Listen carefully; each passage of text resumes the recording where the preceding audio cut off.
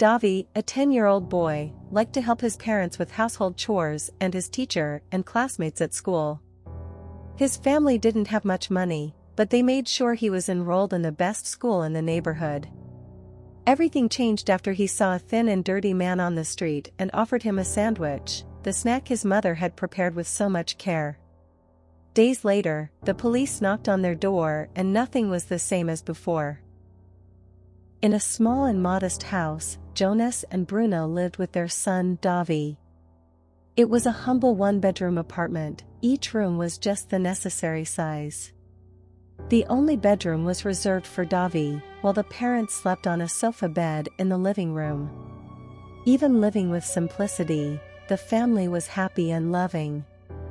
Jonas was an engineer who had become unemployed and now worked as a driver while looking for a job in his field.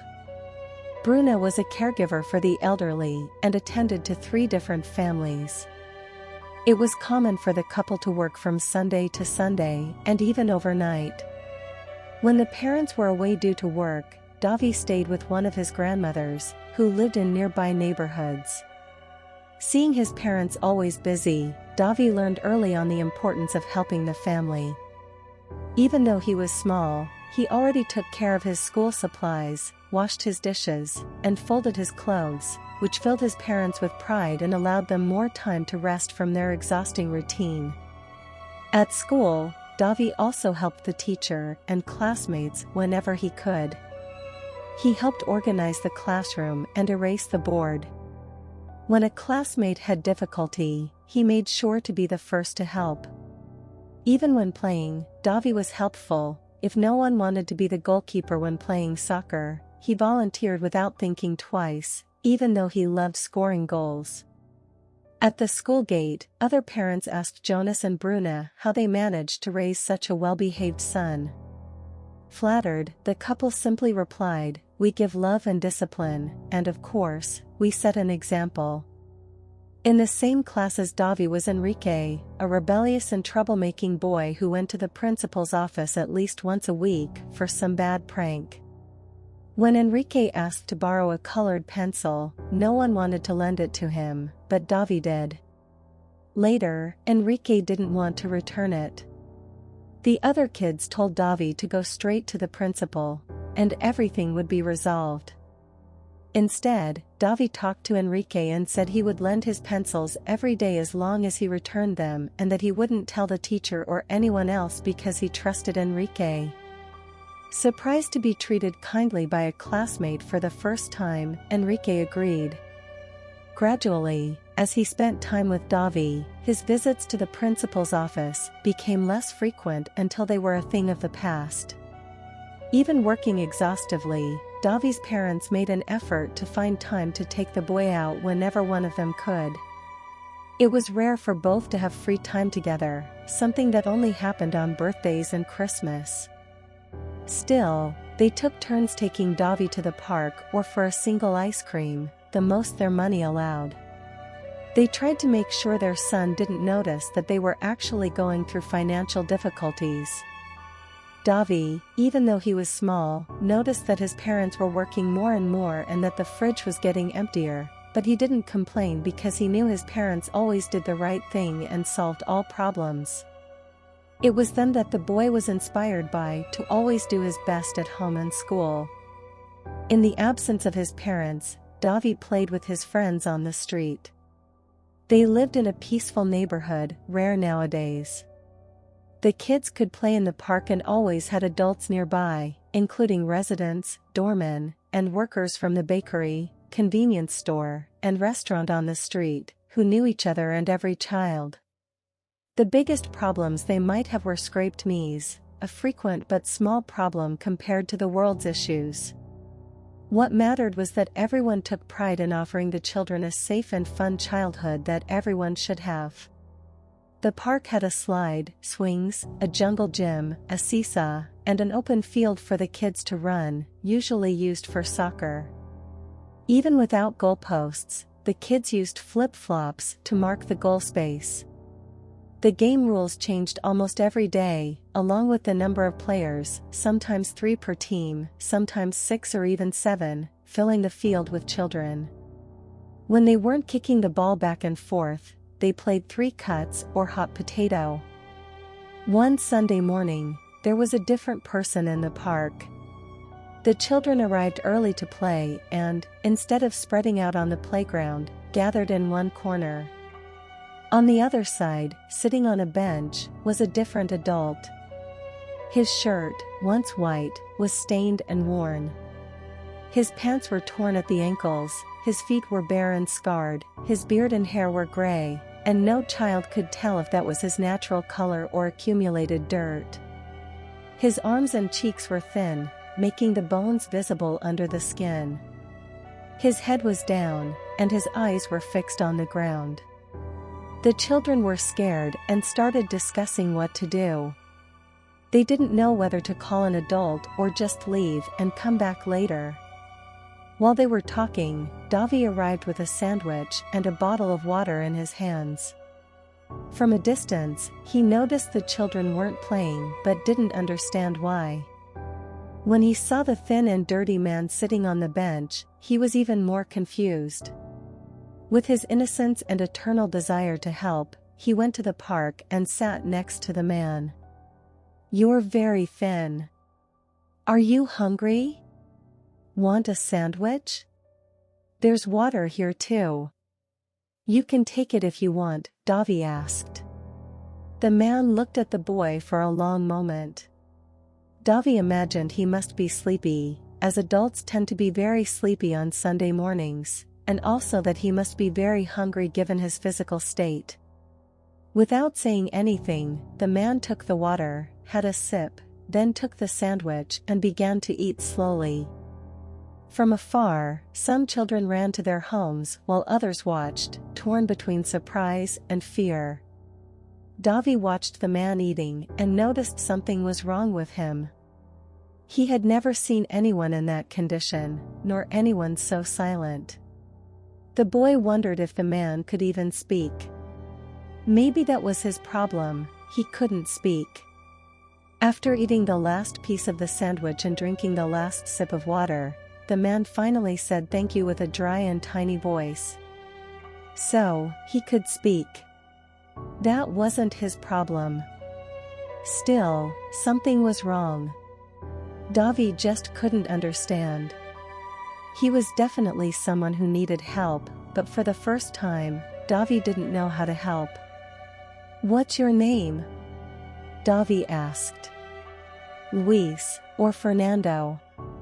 "I'm not sure," the man replied. "Where do you live?" Davi continued. "In a house with yellow bricks," the man said. But there was no house of that color in the neighborhood. Davi asked about the man's family, and all he said was that he hadn't seen his relatives for a long time. The boy kept asking questions, but the answers were all vague. The boy continued talking to the man. It was the first time he couldn't get to know the person he was talking to, but he was determined to help him. While trying to find some way to understand that man, Davi heard his mother's voice calling in a way he had never heard before. Bruna yelled her son's name, saying, "Come here now." Scared, Davi ran to his mother and tried to say that the man needed help, but she didn't listen. As soon as the boy reached her, Bruna directed her shouts to the man.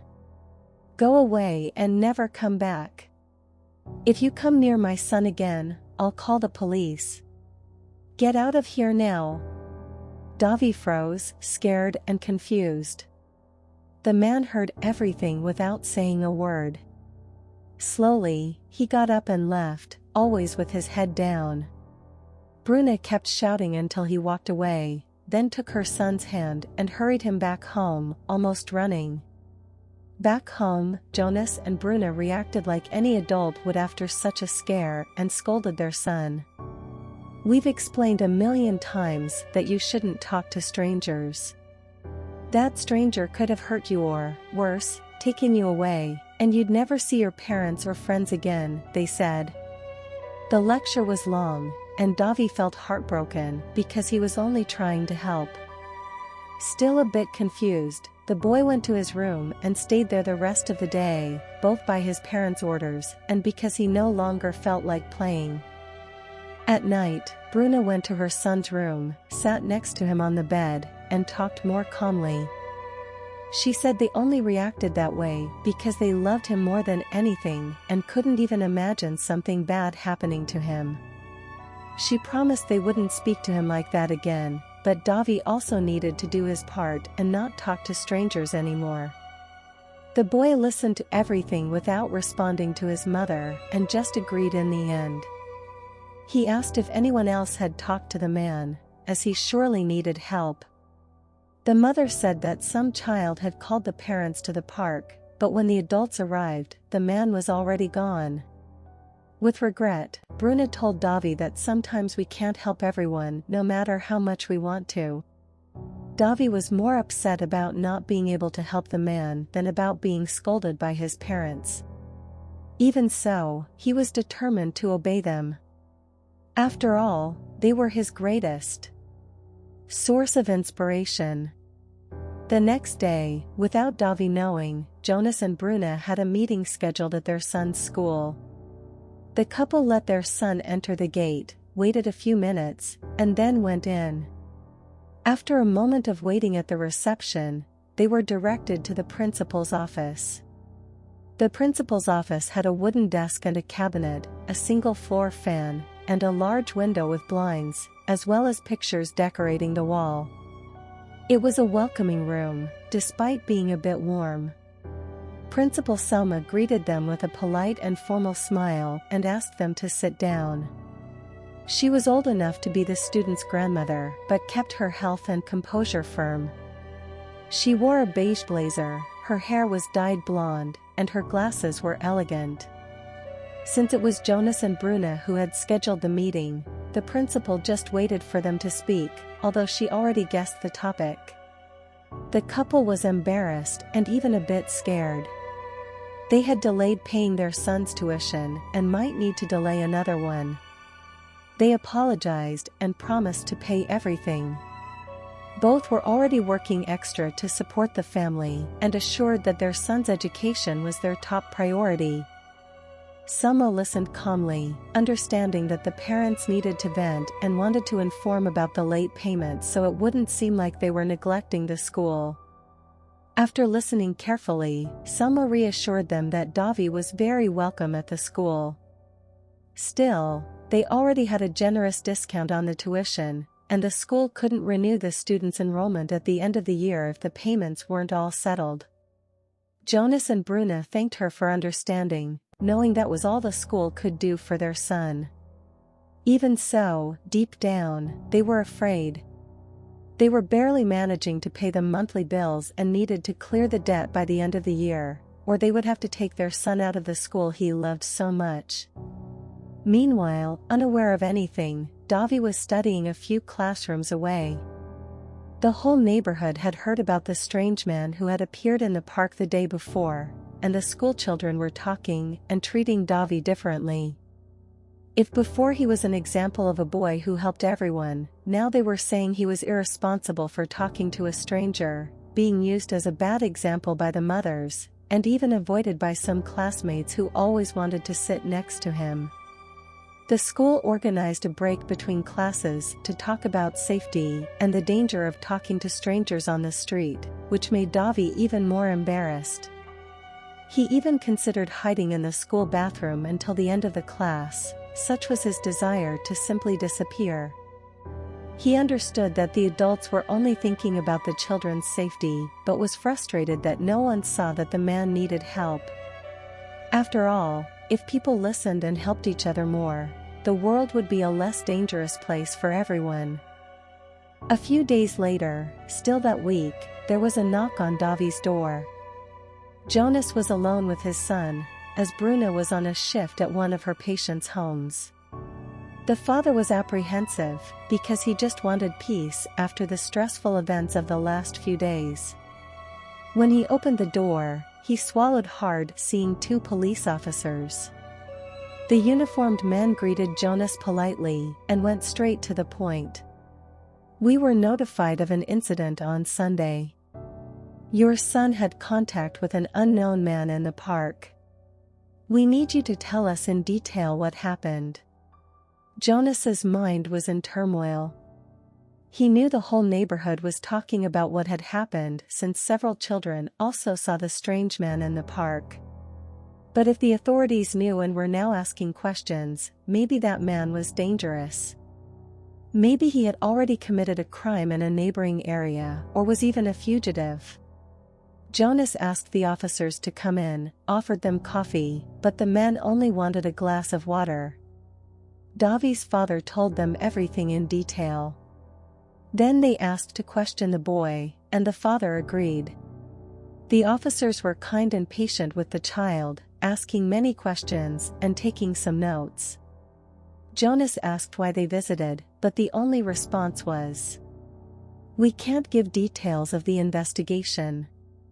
The officers thanked the family for their attention and kindness and left. Even knowing his son was tired of the whole story, Jonas couldn't help but reiterate everything he had already discussed with his son. If the police had visited, it was because the situation was more serious than everyone had thought. All he could do was pray they would never hear from that stranger again and double their precautions when walking the streets. The following weekend, Davi went to spend Saturday at one of his grandmother's houses because his parents were working. Anastasia, Bruna's mother, had always been a strict matriarch. She raised her 4 children with rigor and discipline, demanding above-average grades and always teaching the importance of work. Bruna always tried to make her mother proud, despite the rare signs of approval. Everything changed when Anastasia became a grandmother. Even without knowing how to show affection, she loved her grandchildren's company and fulfilled all their wishes. It wasn't uncommon for Bruna and Anastasia to argue about the excessive pampering, but the arguments never went far. After all, Bruna wasn't going to start contradicting her mother now in her old age. Anastasia lived in a spacious apartment with a large living room and 3 bedrooms. Although too big for just one person, Anastasia always had visits from one of her 3 children, grandchildren, and also a sister, with whom she had always been very close. On the rare occasions when the home was empty, she took the opportunity to rest, knowing that soon a relative would arrive unannounced.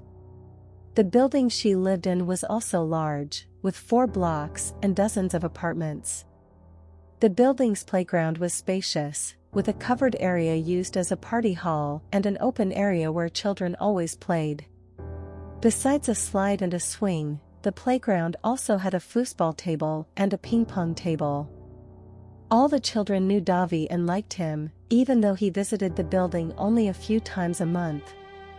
That day, Davi was playing 3 cuts with his friends, winning almost all the games. One particularly competitive boy was trying hard to eliminate Davi and hit the ball too hard, throwing it against the playground wall and causing it to escape the building.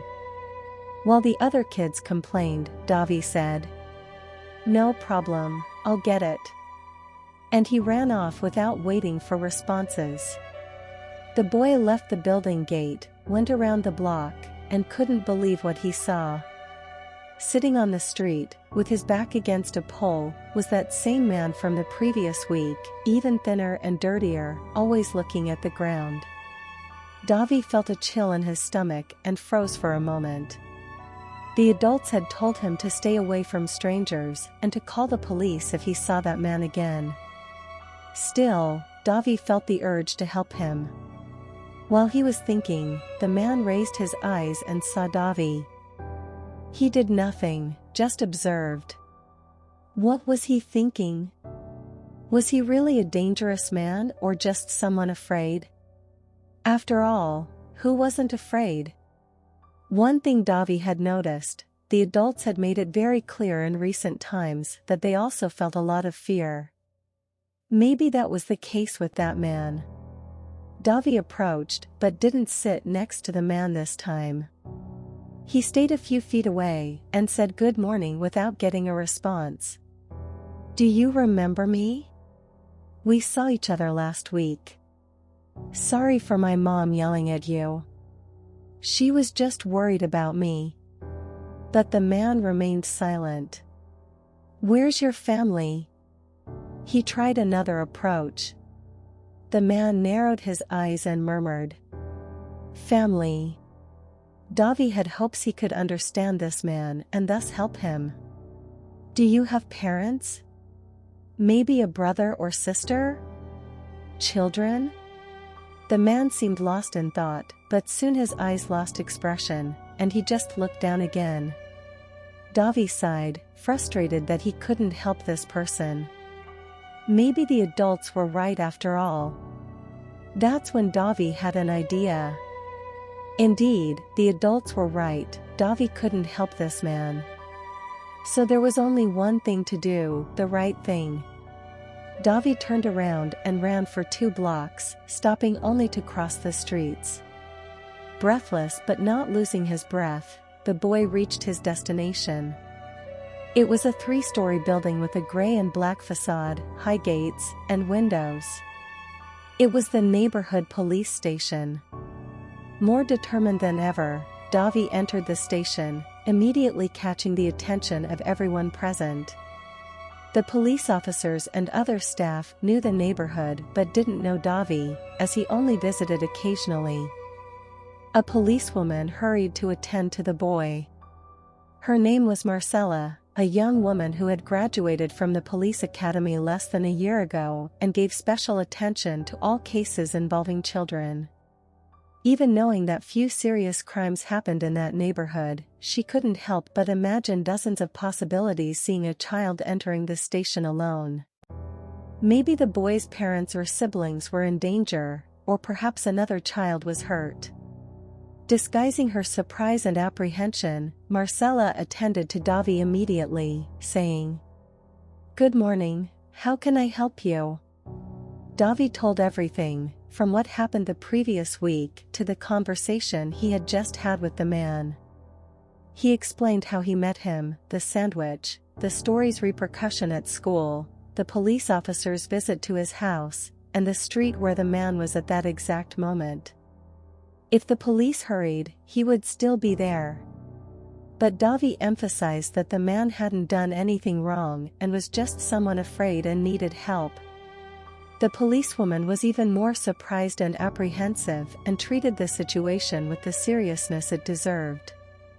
The police exchanged phone calls, went through some documents, and accessed computer records, comparing the boy's accounts with the information they already had. The woman assured him that the police would resolve the situation. 3 officers were sent to look for the man while she herself would accompany Davi back to his grandmother's house. Davi insisted on seeing the man because he wanted to help, but the policewoman didn't allow it. Inside, Davi was once again frustrated but obeyed. He had disobeyed the adults too many times and understood it was better to follow their directions, especially a policewoman's. Grandma Anastasia was scared when she opened the door and saw her grandson with a policewoman, but soon calmed down hearing the accounts of what had happened. She hugged her grandson and said, "You did the right thing. Come, I'll give you a bowl of ice cream."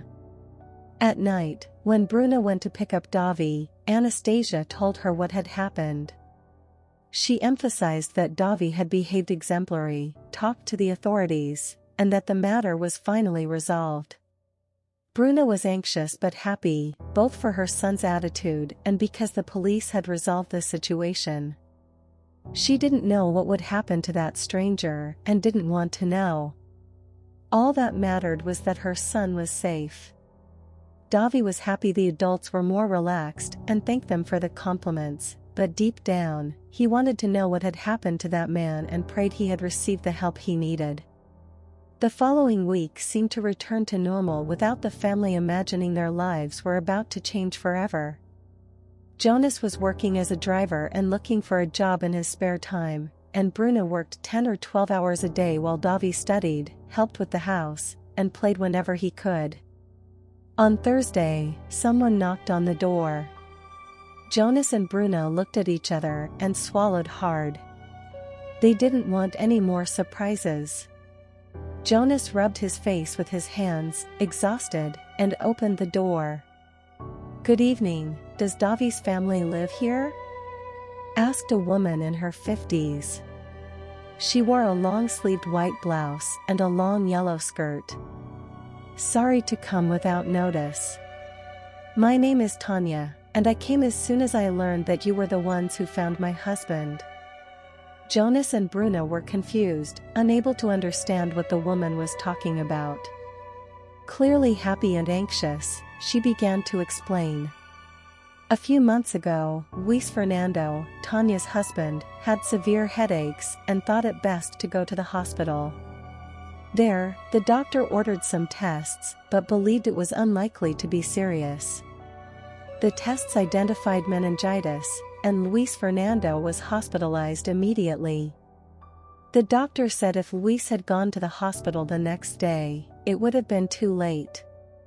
The hospitalization period was distressing, as few people survived such a severe illness, and even fewer without sequelae.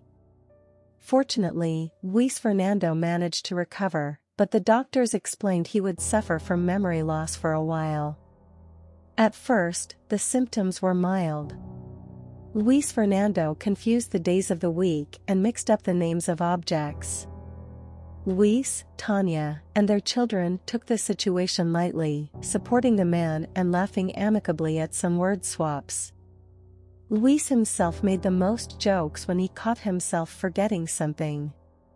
As days passed, he started to recover until he felt safe walking around alone. After months, in the first times, he had just walked around the block and said he recognized the streets, despite not remembering their names. Tanya always had her heart in her mouth, despite the joy of seeing her husband's recovery, until one day he went for a walk and took longer to return. After an hour, Tanya was already desperate. She called the police and searched the entire neighborhood, asking if anyone had seen her husband.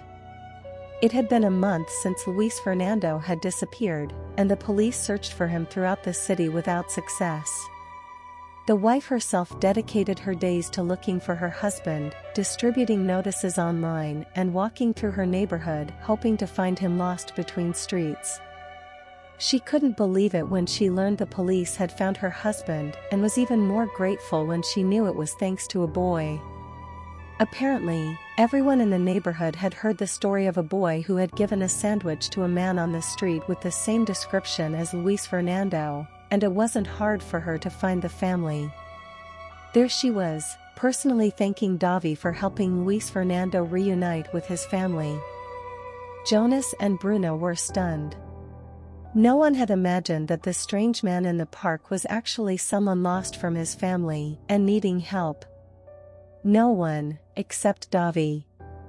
Tanya insisted on hearing their version of the story, and was even more grateful when she got to know better the people who had saved her husband's life, especially the kind boy who wanted to help him from the first moment he saw him. "So young and already an example for all of us," she said after hearing the story, and thanking them even more. Tanya announced that her gratitude wouldn't be just in words. She said, "Your family saved my family, so I need to do everything I can to repay you." Luis Fernando needed professional care, especially after spending so many days on the street. Therefore, Tanya invited Bruna to be Luis Fernando's caregiver. Since she already had an elderly mother and aunt, she also guaranteed that Bruna would remain employed even after Luis Fernando was fully recovered. The offered payment was even higher than all the payments Bruna received from the 3 families she worked with, and she wouldn't need to work double shifts or be on call. By chance, Luis Fernando was also an engineer, and the company he worked for hadn't fully restructured since he went on medical leave. They surely needed to hire a new engineer for the team. That same month, Jonas would be returning to work in his field. Finally, Tanya committed to sponsoring Davi's education until he finished college. He was the one to whom she owed the greatest gratitude, so he would never lack anything. The family couldn't believe what was happening and even said they couldn't accept it all, but Tanya was adamant and even said it was all for Davi. And of course, the parents wouldn't refuse their son's guaranteed future. And indeed, Davi and his family's lives only improved. Bruna worked at Tanya and Luis's house for 2 years until Luis Fernando was fully recovered. After that, she took care of Tanya's mother. Jonas worked at the same company where Luis worked and dedicated himself to becoming an indispensable employee, even getting promoted within a few months. With the financial improvement, the family could finally afford their own home, a 2-bedroom apartment that wasn't luxurious but was perfect for the family. Davi's greatest joy was seeing his parents with a room for themselves and a separate living room for meals, receiving guests, and plenty of space to play. And Davi could study at the school he loved so much until he graduated from high school. When he passed the entrance exam in first place, he received all the college books as a gift from Tanya and Luis Fernando. The two families remained close for life, always helping and strengthening each other. Davi grew up and, every day, inspired more people with his humility and constant willingness to help. His schoolmates, and later those in college and work, teachers, family, and close friends, all agreed that Davi was an unforgettable young man and an exemplary citizen. Even the elders learned from him and had their faith in humanity renewed thanks to the boy who always saw the good in people, regardless of what was seen on the outside. And Davi never let any praise inflate his ego. On the contrary, he was inspired by them to be a better person every day. So, did you like this story? The Story Life channel thanks you for your company. Don't forget to like the video, subscribe to the channel, and comment below what you thought of the story. See you next time.